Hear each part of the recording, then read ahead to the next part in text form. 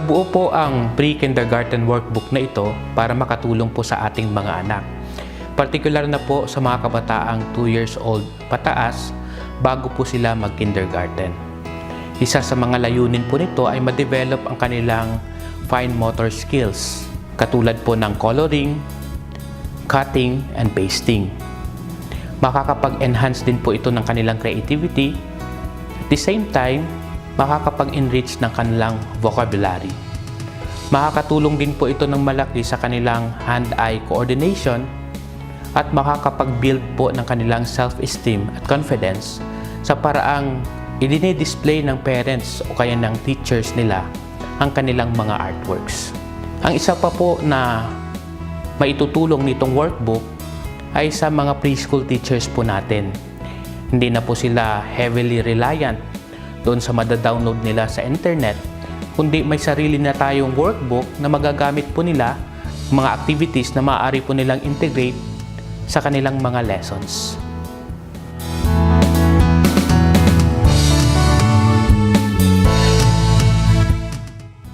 Ang naging inspirasyon po namin sa pagbuo ng workbook na ito ay ang anak po namin na si JD.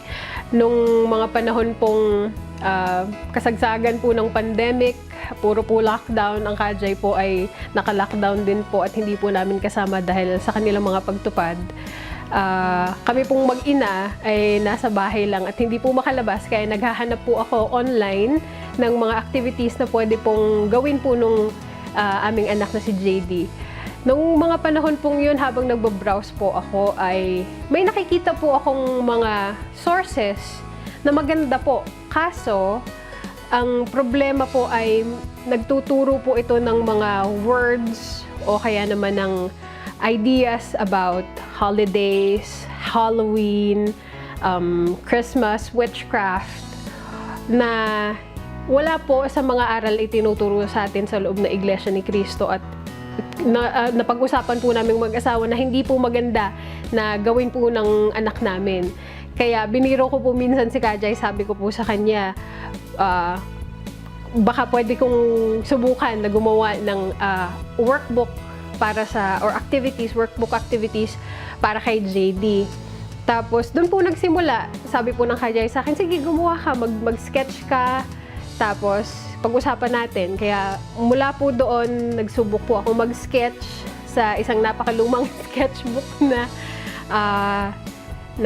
pinag-uusap. Habang nagsisketch po ako, ay binabato ko po kay Kadja yung mga ideas ng words, kung ano yung tama at appropriate na ituro sa ating mga anak.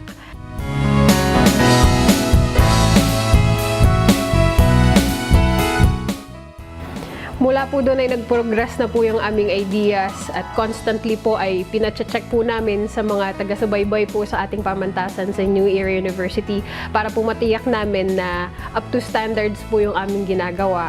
At sana po itong aming ginawang workbook ay makatulong po sa ating mga anak, sa ating pamantasan at higit sa lahat po sa Iglesia ni Cristo sa kabuuan.